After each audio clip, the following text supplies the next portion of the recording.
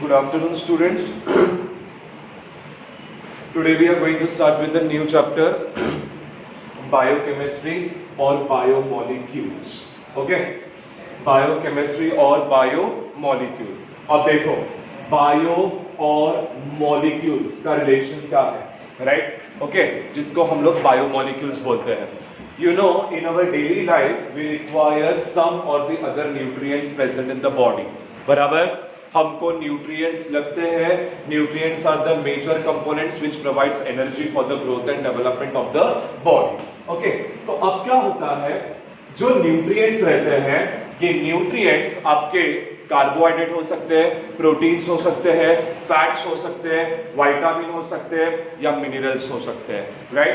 तो कोई भी प्रकार का अगर carbohydrate, protein, fats, vitamin, mineral, ये जो आपके न्यूट्रिएंट्स है, ये न्यूट्रिएंट्स जब हमारे बॉडी में एंटर करते हैं तब वो आपके केमिकल रिएक्शन में जाते हैं. And when they undergo chemical reaction, it leads to the formation of biochemical reaction in the body. और जब बायोकेमिकल रिएक्शन हमारे बॉडी में होता है तब हम लोग उसको बोलते हैं बायोकेमिकल रिएक्शन. ओके, तो बायोमोलिक्यूल्स क्या है? बायोमोलिक्यूल्स ये आपके ऐसे मॉलिक्यूल्स है which are generally present in the nutrient and that provides energy for the growth and development of the body. उन्हीं को जाकर हम लोग क्या बोलते हैं? Biomolecules, right? ओके, अब बहुत अलग अलग बायोमोलिक्यूल्स आपके प्रेजेंट रहते हैं, राइट? बायोमोलिक्यूल्स आपके कुछ माइक्रो रहते हैं, माइक्रो न्यूट्रिएंट में प्रेजेंट रहते हैं और कुछ मैक्रो न्यूट्रिएंट में प्रेजेंट रहते हैं. तो जब सारे बायोमोलिक्यूल एक साथ प्रेजेंट रहते हैं, the total number of biomolecule present in the cell, the total number of biomolecule present in the cell is called as cellular pool, right? जब सारे आपके एक साथ मॉलिक्यूल्स प्रेजेंट रहते हैं, उन बायोमोलिक्यूल्स को एक साथ बोलते हैं cellular pool. So cellular pool is the total number of molecules, or you can say total number of biomolecule present in the cell. That is called as cellular pool. Okay? तो सबसे पहले आज हम लोग कंप्लीट करने वाले हैं पहला बायोमोलिक्यूल जिसका नाम है कार्बोहाइड्रेट्स, राइट? चलो देखते हैं अब कार्बोहाइड्रेट्स क्या है. कार्बोहाइड्रेट्स ये आपके ऐसे ऑर्गेनिक कंपाउंड है जिसमें आपका कार्बन, हाइड्रोजन और ऑक्सीजन रहता है, राइट? कार्बोहाइड्रेट्स ये आपके ऐसे ऑर्गेनिक कंपाउंड्स है which generally contains carbon, hydrogen and oxygen, right? They have general formula CnH2nOn, right? अगर आपको मेंबर्स ऑफ कार्बोहाइड्रेट को कैलकुलेट करना है, अगर आपको मेंबर्स ऑफ कार्बोहाइड्रेट्स को कैलकुलेट करना है तो दैट इज CnH2nOn. ये आपका जनरल फॉर्मूला है या फिर मॉलिक्यूलर फॉर्मूला है in order to calculate the members of carbohydrate, right? Okay, अब देखो यहाँ पे क्या होता है. Carbohydrates are generally synthesized by the plants. Majorly, carbohydrates are generally synthesized by the plants by a process. That process is called photosynthesis, right? सबको पता है plants prepare their own food material. Plants prepare their own food material by a very important type of a process called photosynthesis. So photosynthesis आपका ऐसा process है जिसके द्वारा plants generally बनाते हैं organic food material, that is nothing but carbohydrates. Okay, now let's talk in detail about carbohydrates, that is classification of carbohydrate. How are the carbohydrate classified, right? So carbohydrate are being classified into three important types, right? सबसे पहला है आपका monosaccharide, second है आपका disaccharide और तीसरा है आपका पॉलीसेकेराइड. तीसरा क्या है आपका? Polysaccharide. Okay, so monosaccharide, disaccharide and polysaccharide. Monosaccharide, disaccharide and polysaccharide, right? ऐसे तीन डिफरेंट पार्ट्स हैं आपके इस कार्बोहाइड्रेट्स के, राइट? अब देखो सब जगह पर आपका एक कॉमन वर्ड है सैकेराइड, सैकेराइड एंड सैकेराइड. यहाँ पे सैकेराइड का मीनिंग है शुगर मॉलिक्यूल या sugar unit, right. Saccharide, saccharide का मीनिंग क्या होता है? सैकेराइड का मीनिंग होता है शुगर मॉलिक्यूल और the sugar unit, right. Okay, अब आगे है मोनो। मोनोसैकेराइड ये आपके ऐसे कार्बोहाइड्रेट्स हैं which are made up of single unit of sugar, which are made up of single unit of sugar. ओके, तो मोनोसैकेराइड, मोनो मतलब सिंगल एंड सैकेराइड मतलब sugar, right. So monosaccharides are the carbohydrates which are generally made up of a single unit of sugar. एक ही unit से बना हुआ जो आपका कार्बोहाइड्रेट रहता है उसको बोलते हैं monosaccharide, right. Monosaccharide are the simplest sugar. Monosaccharide कैसा रहता है? आपका सिंपलेस्ट शुगर रहता है, सबसे सिंपल शुगर आपका मोनोसैकेराइड रहता है, राइट। कैसा रहता है? यह आपका क्रिस्टलाइन रहता है, right.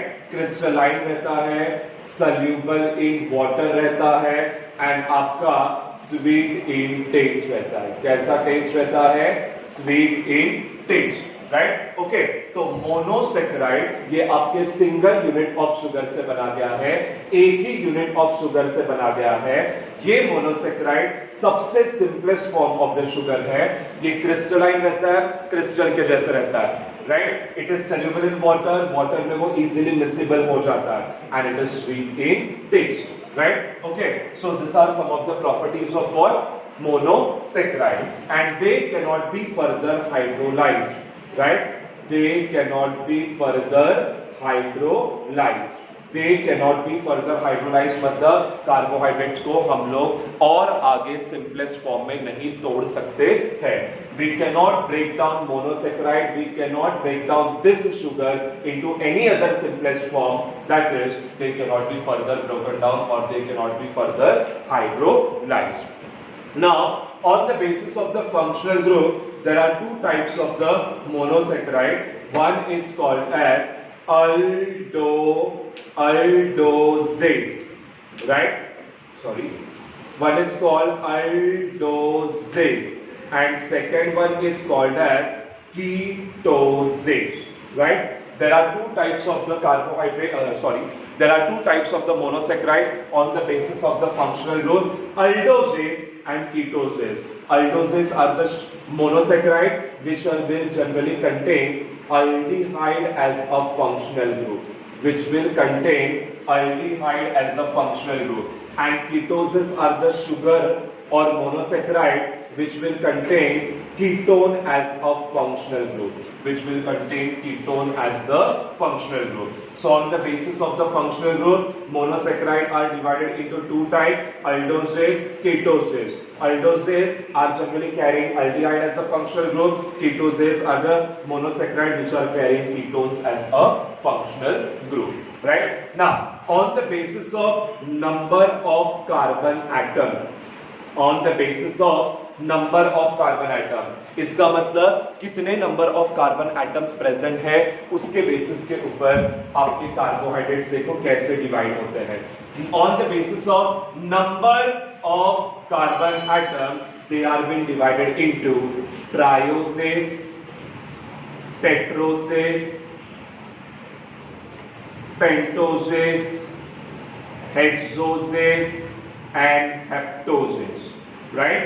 Okay, on the number of carbon atom, कितने नंबर ऑफ आपके कार्बन आइटम प्रेजेंट है, on the basis of number of carbon atom they are been divided into trioses मतलब 3 carbon atom, right. So that is ये formula के अंदर 3 डालना है, that is C3H6O3। टेट्रोसेस मतलब 4 कार्बन आइटम, C4H8O4। पेंटोसेस मतलब 5 कार्बन आइटम, C5H10O5, राइट। हेक्सोसेस मतलब 6 carbon atom, C6H12O6 और हेप्टोसेस मतलब 7 carbon atom, that is C7H14O7, right? So on the basis of number of carbon atom they are being divided into trioses, tetroses, pentoses, hexoses and heptoses, right? Example is the best glucose, right? The best example of the monosaccharide is nothing but glucose, right? The best example of monosaccharide is glucose and fructose. Glucose and fructose are the monosaccharide which are made up of a single unit of sugar molecule. Second is disaccharide. Disaccharide are made up of 2 units of monosaccharide. Disaccharides are made up of 2 units of monosaccharide. 2 unit of monosaccharide से आपका बनता है disaccharide. Di stands for 2, right? So disaccharides are the sugar molecule. They are the carbohydrates which are made up of 2 units of monosaccharide. 2 monosaccharide एक साथ बनाते हैं आपका disaccharide. ये कैसा रहता है? ये भी आपके खड़े के जैसे क्रिस्टलाइन रहता है, तुरंत आपका पानी में सल्यूबल होता है और आपका स्वीट इन टेस्ट होता है, right? Okay, they can B further hydrolysed. इनको हम आगे जाकर तोड़ सकते हैं, इनको हम आगे जाकर ब्रेक डाउन कर सकते हैं. डाइसेक्राइड है, डाइसेक्राइड 2 मोनोसेक्राइड से बना है, तो अगर मैं डाइसेक्राइड को ब्रेक करूंगा तो 2 अलग मोनोसेक्राइड बन सकते हैं. That's why disaccharide can be easily broken down और they can be easily hydrolysed. They are also called as oligosaccharides, right? दूसरा नाम जो दिया गया है आपके डायसेक्राइड के लिए, उसका नाम है ओलिगोसेक्राइड. क्लियर? ओके, चलो एग्जांपल देखते हैं. एग्जांपल है सुक्रोज. सुक्रोज ये बना गया है 1 मॉलिक्यूल ग्लूकोज से और 1 मॉलिक्यूल फ्रक्टोज से. सेकेंड एग्जांपल है लैक्टोज. लैक्टोज बना गया है 1 मॉलिक्यूल ग्लूकोज से और 1 मॉलिक्यूल गैलेक्टोज से, राइट? देखो यहां पे सुक्रोज ये आपका डाइसेक्राइड है जो 2 आपके मोनोसेक्राइड से बना गया है, ग्लूकोज एंड फ्रक्टोज. लैक्टोज ये आपका डाइसेक्राइड है जो 2 आपके मोनोसेक्राइड से बना गया है, glucose and galactose. Okay, last वाला है पॉलीसेक्राइड. पॉली मतलब बहुत सारे. So polysaccharide is made up of more than 2 or 9 subunits of monosaccharide, right? Polysaccharide ये आपका ऐसा शुगर है, ये आपका ऐसा कार्बोहाइड्रेट है जो आपका किससे बना गया है? 2 या, राइट? किससे बना गया है? 2 या 9 सब यूनिट ऑफ मोनोसेक्राइड से बना गया है, right? Okay, so polysaccharides are the sugar molecule. They are the carbohydrates which are made up of more than 2 और 9 सब यूनिट्स ऑफ मोनोसेक्राइड, राइट? अब ये कैसे रहते हैं? ये आपके एमॉर्फस रहते हैं. एमॉर्फस मतलब पाउडर के जैसे, राइट? ये और कैसे रहते हैं? एमॉर्फस रहते हैं. उसके बाद इनसोल्यूबल रहते हैं, ये पानी में मिश्रण नहीं करते हैं और ये आपके टेस्टलेस रहते हैं. ये एमॉर्फस रहते हैं पाउडर के जैसे, इनसोल्यूबल और टेस्टलेस रहते हैं, right? They can be easily hydrolysed. They can be easily hydrolysed मतलब इसको हम लोग आसानी से तोड़ सकते हैं. अगर वो 2 से 9 सब यूनिट ऑफ मोनोसेक्राइड से बने हैं तो हम लोग इसको आसानी से तोड़ सकते हैं. So they can be easily hydrolysed. अब इसके 2 टाइप है. एक है होमो पॉलीसेक्राइड, राइट? और दूसरा है हेटेरो पॉलीसेक्राइड. ओके, कितने टाइप है इसके? 2 टाइप है, homo polysaccharide and hetero polysaccharide, right? एकदम सिंपल है. होमो मतलब सेम, हेटेरो मतलब different, right? So homo polysaccharide ऐसे पॉलीसेक्राइड है जो सिर्फ और सिर्फ एक टाइप ऑफ मोनोसेक्राइड से बने गए हैं, right? Okay, homo polysaccharide are the polysaccharide which are made up of only 1 type of monosaccharide. एक ही टाइप के मोनोसेक्राइड से बने, उसको बोलते हैं homo polysaccharide, right? Okay, hetero polysaccharide, hetero मतलब different. So hetero polysaccharide is made up of more than one type of monosaccharide. एक या एक से अधिक मोनोसेक्राइड से जो बना गया रहता है उसको बोलते हैं हेटेरोपॉलीसेक्राइड। होमोपॉलीसेक्राइड का बेस्ट एग्जांपल है starch, cellulose etcetera. Starch, cellulose, starch आपका रिजर्व फूड मटेरियल प्लांट्स में रहता है और सेलुलोज सेल वॉल आपके प्लांट का रहता है। तो ये होमोपॉलीसेक्राइड है because they are made up of only one type of monosaccharide. Heteropolysaccharide are made up of more than one type of monosaccharide. इसका एग्जांपल है हाइलुरोनिक एसिड। इसका एग्जांपल है हाइलुरोनिक एसिड। तो होमोपॉलीसेक्राइड सिर्फ एक मोनोसेक्राइड से, heteropolysaccharide more than one type of monosaccharide से बना जाता है। Okay, so here we complete the carbohydrates, that is monosaccharide, disaccharide, polysaccharide, made up of single sugar unit molecule, made up of 2 units of monosaccharide, made up of many units of monosaccharide. अब मुझे बोलो functions of carbohydrate। Carbohydrate के क्या क्या function है? पहला, it is a source of energy, वो हमको एनर्जी प्रोवाइड करता है, so it is a source of energy। somewhat 4 kilocalories of the energy is generally provided by what? Your monosaccharides, that is your carbohydrates, right? Second is nothing but, second function of the carbohydrate, it stores the reserve food material in the plant and animal। Reserve food material plant में starch रहता है और animals में आपका glycogen रहता है। So it stores the reserve food material in the plant, right? And third function, carbohydrate is also a major component of plasma membrane. कभी कभी प्लाज्मा मेम्ब्रेन में भी आपके शुगर्स रहते हैं, so it is a component of the plasma membrane. Okay, thank you.